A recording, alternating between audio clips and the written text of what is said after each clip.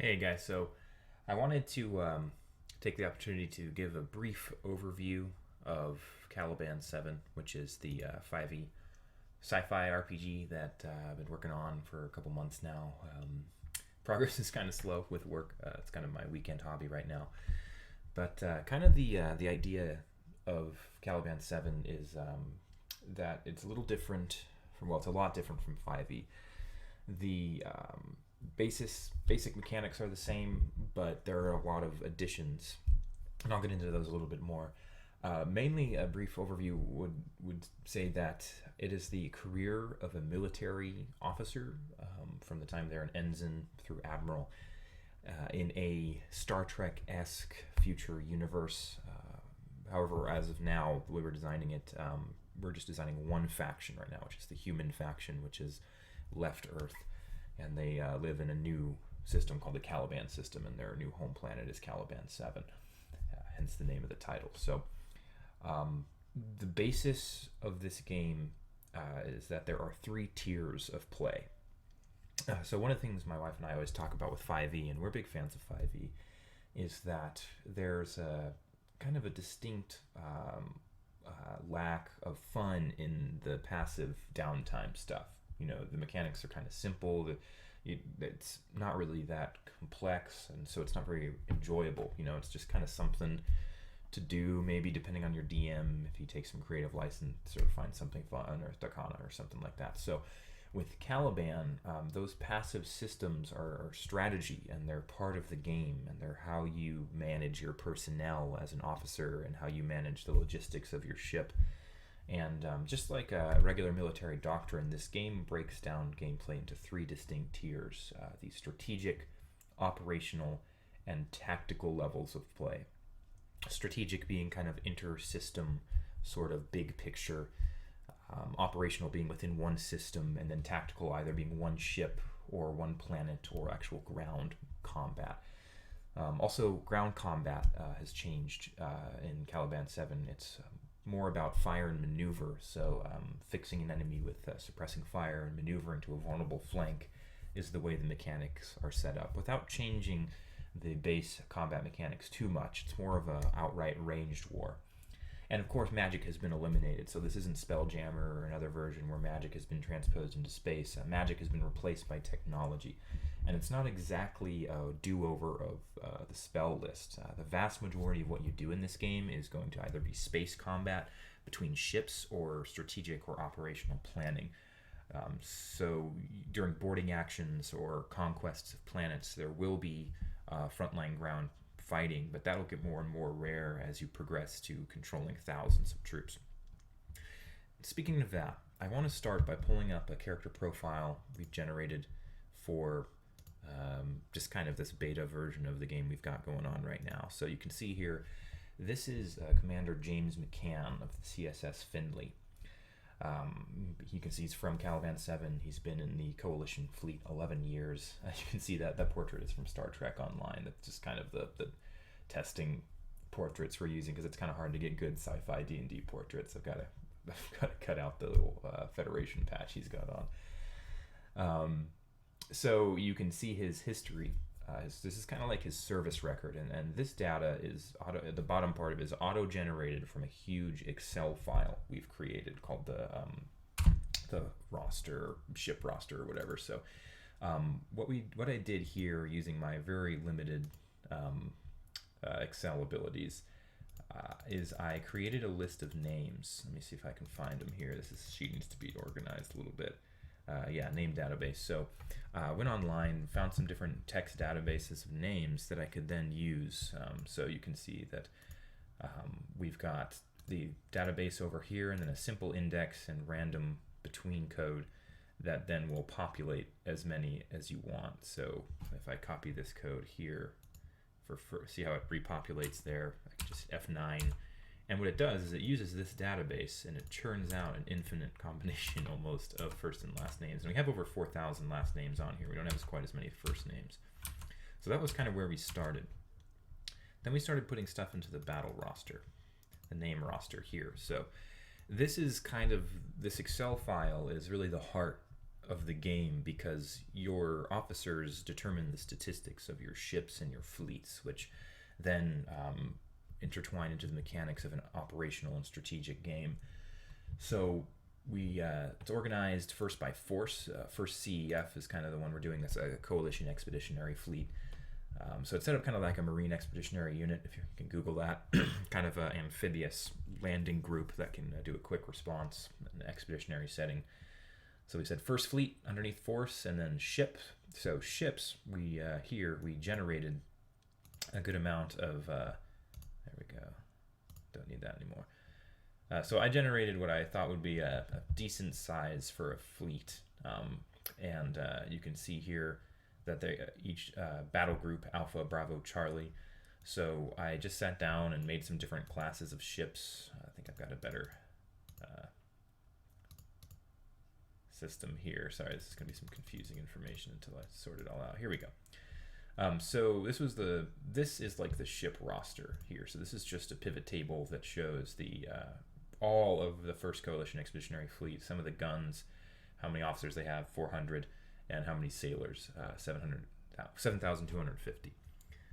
So if you get into it, you can see that in the first fleet, which is really all we're working with right now, there are all these different ships, and then it has their class. So it's kind of loosely based on the U.S. naval system. A WASP class is actually a Marine Expeditionary Unit version of a carrier, a little smaller than a carrier. And then we have battleships, destroyers, and cruisers. Now, they have different numbers of officers on their ships and different numbers of guns. And we'll get into more of the statistics of each of the ship a little later, but the overview of the roster is here. And then we use that to generate this information. So these are all the names of the ships, so I went through and named them. And then each row represents one officer. So this is Captain Gregory Keith. He's a battleship captain. Then we also generated passive statistics. So you have your active attributes, strength, dex, con, and all those good ones. But we also have these are called passive statistics that we've developed that give them an overall purview of their officership ability. So leadership, engineering, mechanical, administrative, combat experience, resolve, diplomacy, loyalty. And so this code was basically a random roll plus 30. So between a random roll on a D100 plus 30 generated all of these. And all you have to do is insert that equation into the top line and then drag them all the way down. And then it gave me my full list, and then I just sorted by leadership and combat experience to assign rank.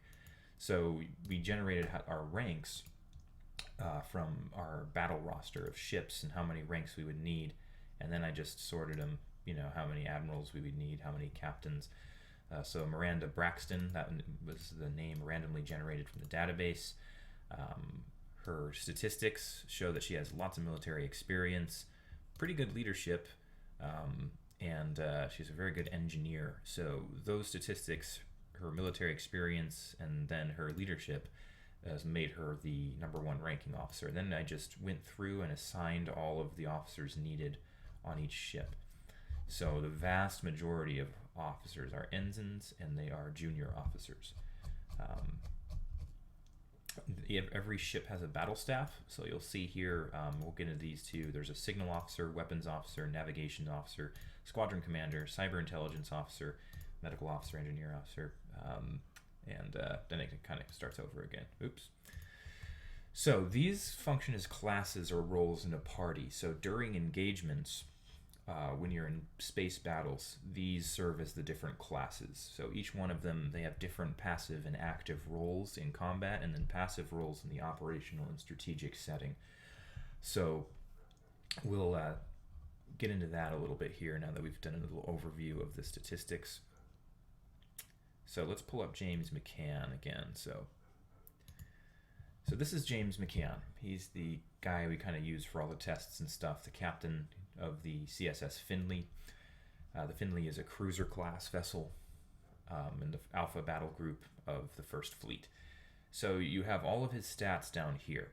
And this is really what we use to determine all of the passive attributes of the ship. What these represent here is how well the ship is run, and the captain has the biggest influence over that, but the rest of the battle staff also has some influence. So, let me see where I left this.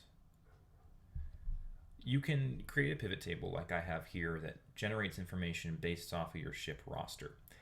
So now that after I generated the ship roster, now I can pull any officer up by first name or last name and really dice it any way I want. So if you're familiar with pivot charts here, you just apply whatever information you want to whatever axis. And so I have all their stats, which auto-populate as values, but then I also have first and last name on there. Now I could also add ship, right? So if I could remove the, or I could basically clear out the first and last name filter. So it's going to look weird for a second.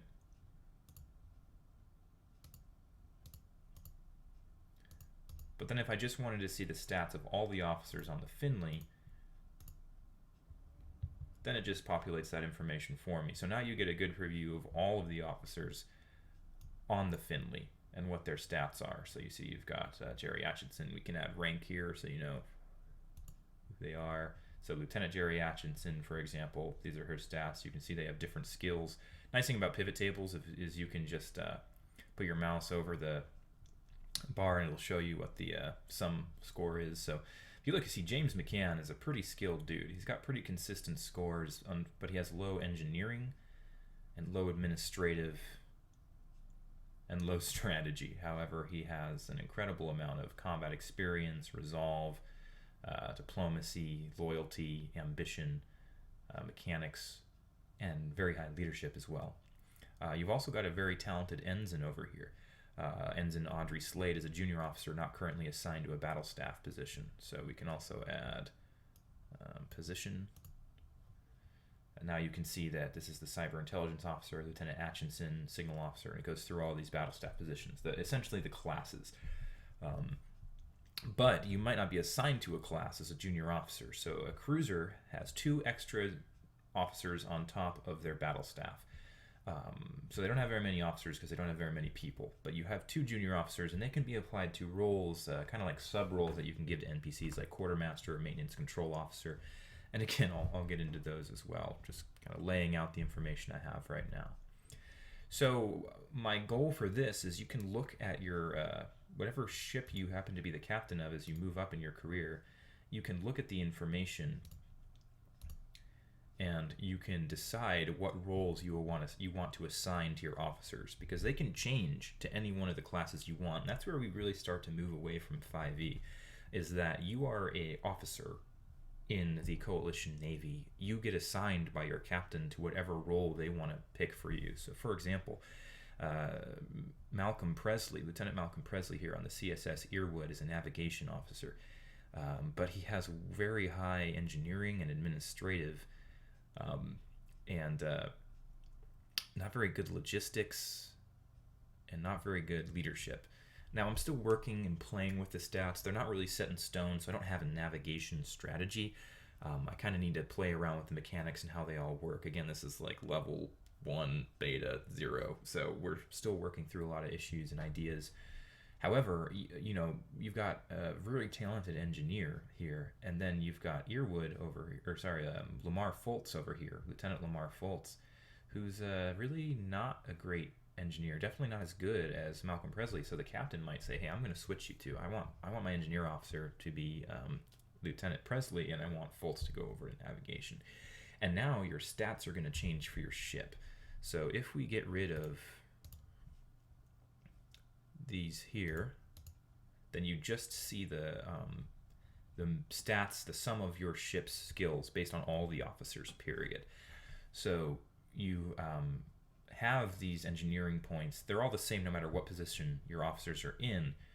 But then I'll take this table because I need to develop multipliers, and where I'm looking for, you know, constructive feedback or ideas is how an engineering officer would raise this bar here. You know, just add a multiplier, move it into a new pivot table, and then you have like the final net bars of your ship, because these are all passive important things. For example, we'll go through some of them. So leadership will affect the overall, it'll just be a base multiplier to everything. Engineering will affect how long your ship can last outside of logistics chains, and we'll get into supply chain management, which is a big part of this game as well. So they have very high mechanical here, which again means that like they can do more repairs themselves. And kind of my idea for that is they don't need to go into space dock as much, or they're not damaged as much after battles. Administrative will kind of affect all of the logistical personnel issues and have a passive effect on the way the ship is run. Combat experience, again, that could be a lot of things, but generally just affects the effectiveness of combat. And resolve, diplomacy, all these things that'll have mission effects passively and some actively. Now, the idea behind this for our gameplay is that it will all be auto-generated so that you only have to look at the final product and enter it all in. So it takes a lot of number crunching to set the mechanics up on Excel, but then the whole point is that you're not like sitting there like a couple of Pathfinder nerds for 3 hours just figuring out all of these complicated mechanics.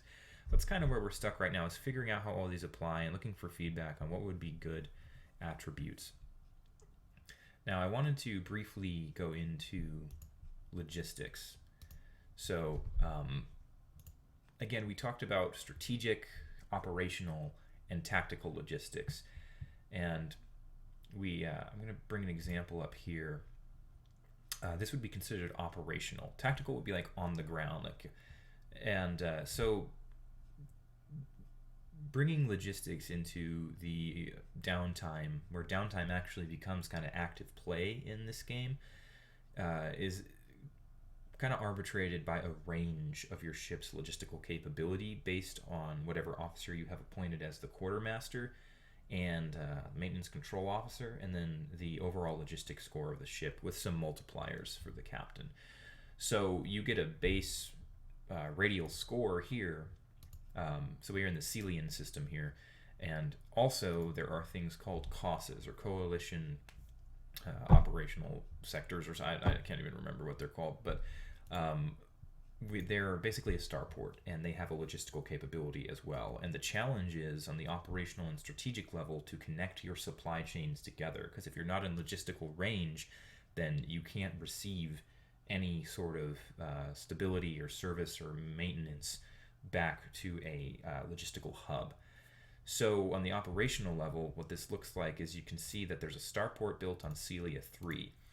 And then the CSS Finley, our ship here, is forwarding that logistical capability by overlapping their logistical range to Celia 4 and Celia 2. So now all of these planets here have logistical capability, and their own ranges there. If they have either a ship or a starport, would then forward that. And that's how it works on the operational level. And you really want to have your supply chain set up wherever you can, because otherwise you'll have like a maintenance check, every turn, simulating, a month or however long, and your maintenance will start to drain to zero. Once your maintenance score reaches zero, checked against the maintenance or the logistics capability of your officers and your quartermaster and maintenance control officer, then there will be a catastrophic damage table that you have to roll every turn. So you'll have major systems on your ship start failing. So the skill of your battle staff and your captain and your quartermaster maintenance control officer affects how long you can stave off that degradation of the maintenance check of your ship. And how you prevent that or replenish is through supply chain. So that's the operational level. I want to see if I have the strategic level on here. Yeah, so here's an example of the strategic level. So we have the Celian system again, but we're zoomed out. And say they built a much bigger starport in the Celian system. Now they can connect to the Prospero and the Verges system as well. And also the Admiral of First Fleet has one sustainment fleet that they can use.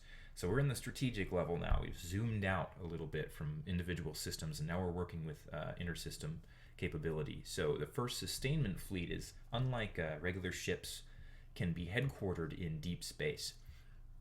So they're designed to basically set up a headquarters in deep space and shoot out log packs, logistical patrols, and sustainment operations in radial range, represented on the map here. So they can say that there is a large starport in the Verges system. Sustainment fleets can use their radial range to headquarter here and forward those logistical capabilities from the starport in the Verges system to the Celian system and the Prospero system. And now, any ship in any of these three systems, along with the sustainment fleet, is being replenished against their maintenance check. So that's kind of the logistical idea I'm working with here. It seems complicated, but this game is really just a hobby for my wife and I, and we really enjoy that aspect of kind of like making strategic decisions for downtime. And then it's simulated as like a month. So if you're not in active combat, essentially you still are. It's just instead of a dwarf fighting a goblin, it's you making decisions based on your passive strategic scores instead of your attributes. So that being said, I kind of want to get into shipbuilding a little bit. So I use Cosmographer, on Campaign Cartographer 3, and I've been drafting some ships. It's pretty easy to use. I turn off active sheets. Pretty easy to design. If you just read the manual, you can really design anything you want. So I was designing a cruiser here just kind of for fun. This is a really great AutoCAD program. And as you can see here, we have the bridge, some different quarters, perhaps officer berthing, med bay, whatever, general berthing, engine rooms, and then so getting into how a ship works. Again, loosely based off of a lot of sci-fi, there's fusion cores in every ship, every large ship, cruiser and up. And fusion cores provide an infinite amount of energy on a limited time scale. So much energy, say, per 6 seconds. What makes this game Caliban interesting is that you have to decide how you're going to apply your power to the different parts of your ship. And I'll see if I can bring up an example here.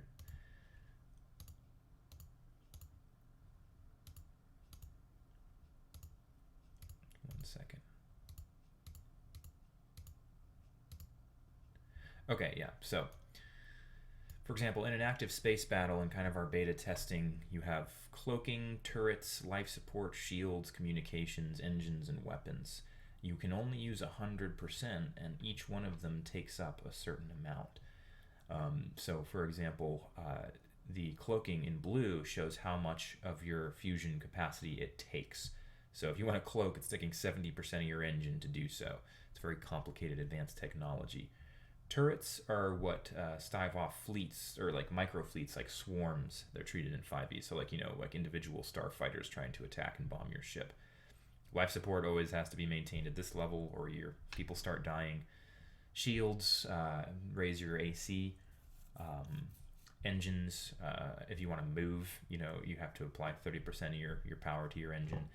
And then weapons. So just like Star Trek or any other naval-based role-playing game, you have a big gun like your photon torpedoes, and that takes a lot of power to shoot from your fusion core, which supplies the plasma or the ammunition. So that's kind of the basic of how in combat it works. How you have to take the energy from your fusion core every 6 seconds and divert it. And that's the responsibility of the engineer officer. So the idea is the captain gives their orders, the engineer officer goes second and sets the parameters of the engine for whatever they want for that turn. So with applying power, you can overcharge and put more in. You can see here that while we were playing, my wife decided to overcharge the weapons. So you increase the capability of the weapon, you raise the attack and the damage, but you also risk damaging a part of your system. So you roll a 20. If you get a 1, you have to roll from the catastrophic systems failure.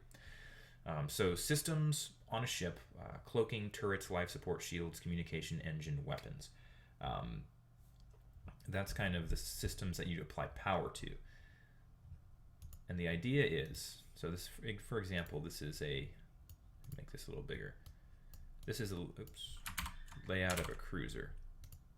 So these are the different parts of a cruiser you can target in combat. You have the bridge, which has an AC of 30, officers' quarters, AC 25, engine rooms, the blast engines outside of the ship, the hangar bay for small micro vessels, cargo bay where the logistical stuff is stored, and then a berthing medical bay. So when you decide which parts of the ship to attack, and they all have different ACs.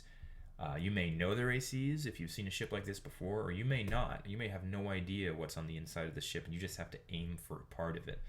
But say you do have the information, you would then, if you win the initiative, you could say, well, if we take out the bridge, it destroys the entire ship, pretty much. They lose their entire brain. That's why the AC is the highest up there. It's going to be difficult to hit with a normal ship, though, so we could try to take out the berthing or the engine room, because then that would kill a lot of sailors. And we're still working with how that mechanic works, but kind of the overall idea is that each part of the ship has 100 hit points. Once those hit points reach 0, then that part of the ship is now vulnerable to fire, and pretty much it's like the shields are down for that part. And the next time you shoot it, it's going to destroy the entire section, and then perhaps spread a vacuum into other sections if they're not combat locked for space battle. So you could take out, for example, their thrusters, which you can't see on here. So thrusters come out of the side, they turn the ship left and right, make it go up and down. And then they wouldn't be able to turn right if you destroy it, or you could destroy the blast engines, and it can accelerate. You could destroy the engine room too, and then it'll start rolling its own catastrophic table or drop down to 50% capability. But that's kind of the idea: is a ship is multiple characters, if you will, and you choose which one of them to divert your weaponry to and destroy. You also have systems, which we'll get into here. So you have these systems, weapons engines we've talked about. Now communications, if you want to call for help, in deep space, you have a communications range just like you have a logistical range, and you have to divert more of your fusion core to send that signal further. So you have communication mainframes outside of your ship that aren't labeled on here. You could knock those out, and then they can't call for help. So you could try to, ideally a situation. This is kind of designed so that each battle will be very different depending on the strategy of the captain and the ship they're fighting, and their own ship. So kind of what I envision is, say there's a cruiser that's patrolling an area, and then a destroyer is cloaked using most of their engines. So they ambush and have a surprise round just like normal 5e.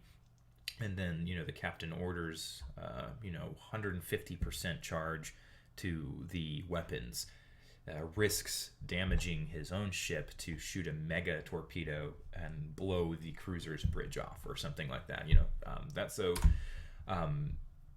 It's still being developed, but combat, I think, would be very fun and very engaging if we worked out these mechanics and made it less confusing. And, again, this is just like a brief overview, so it's impossible to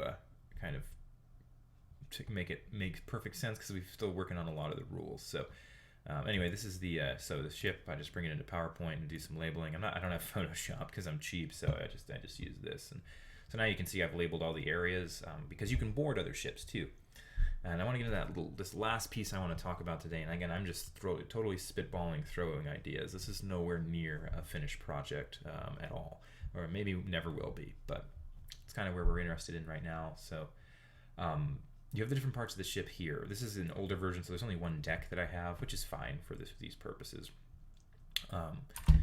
So say they're boarded or something like that, then you still have ground combat, just like regular D&D. So training battle here. So I deleted the robot. So I was running my wife through some beta testing training, kind of. Say there's a Steam bot, why not? So I want to talk briefly about how I envisioned ground combat in Caliban. It's a little different because it's almost all ranged. So everything in Caliban in ground combat is based on fire and maneuver, just like military small unit doctrine in real life. You want to fix the enemy with fire and then maneuver to a vulnerable flank and then assault to destroy or capture them. So you've got the little steampunk spider hanging out over here, and then you'd have a rifle team, right? And some of them died, and they were all labeled, and now they're not. But let's say grenadier, and then TL.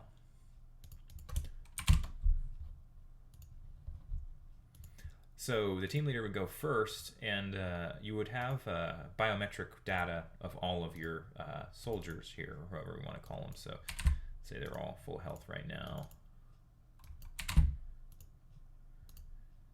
So you have grenades and ranged weapons of different kinds, and without getting too complicated in it, the idea is that the team leader will fix fire by directing the auto rifleman, hey, lay down suppressing fire. The thing about suppressing fire, it works kind of like an attack of opportunity if you don't suppress the enemy, but they can go up to their weapons range. So if you're not laying down fire of some kind and suppressing the enemy, they get an attack of opportunity on you every time you move if you're within range. So for example, say that the team leader just tells the rifleman on their turn to just run and nobody shoots before that, and the rifleman's running to here. Even though it's not the steampunk spider's turn, it would get an attack of opportunity on the rifleman because the rifleman is moving without suppression, which is a big no-no in fire and maneuver. So, say the team leader knows that and says, okay, first auto rifleman lay down fire. It basically, rolls attack and then fire through a bunch of D4s. I envision. I really have to look at what people have already developed for weaponry, for ranged weapons. I only know the critical role stuff, which I don't really want to use here. So anyway, so the team leader can give commands. I'd say like up to probably 10 words or something like that, and they have to, in a very short amount of time, simulating 6 seconds, get what they want to have across. So say they've divided into Alpha and Bravo team here. So they say Alpha or let's try that. Going against doctrine a little bit.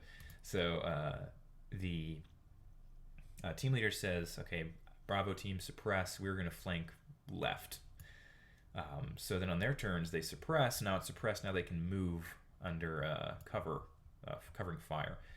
They then maneuver to this flank here, which they decide is more vulnerable. And then on its turn, it shoots whoever it wants. Say it misses. And then these guys, if they're within range, can hawk a grenade, like a thermal detonator type thing, maneuvering to a vulnerable flank. And then in Caliban, you have flanking advantage at 90 degrees. That's the flanking rule that we play by. So they now have advantage as long as the guy is suppressed. So they don't get advantage if he's not suppressed at 90 degrees, but if he has been suppressed on that turn by these guys, then they can assault a vulnerable flank with advantage. Kind of without changing the rules of 5e combat too much, it allows or accommodates the principles of fire and maneuver. So that's kind of the last idea I have. This is just, like I said, these are just ideas I'm throwing out there. It needs a lot of work. Basically, it's complex, but it's okay for us. So if it's too complex and you're just like, dude, no way, fuck this. I can't imagine playing a game this complicated. That's cool. But if you have ideas or references or anything that would make it more enjoyable or more realistic, let me know. So again, the game Caliban is the career of a naval officer in a sci-fi Western civilization future setting. It has 3 tiers: strategic, operational, and tactical. Strategic being intersystem, big chain logistics, and conquest kind of idea for admirals. Operational being controlling small battle groups of ships within one system and managing a system with supplies and missions that come up within that system. And then tactical being one ship in space combat with another ship, or on the ground, whether a boarding action or planetary conquest, like a fight with an individual character on the ground. So we combine passive statistics with the active attributes from 5e. We generate an entire fleet's worth of officers using random number codes and random index lists. And then we track those officers throughout their career, choosing the officers we want as our character. This is my wife's, for example, Ensign Audrey Slade. And they rank up, level up, just like in D&D, except for their rank is increasing, and they are becoming more and more powerful within the coalition fleet. So that's the idea. Let me know what you think. If you have any comments, if you just want to rant about how disorganized and crazy that was, let me know. But these are the ideas I'm kicking around and starting to generate, and I would really appreciate any feedback. Thanks.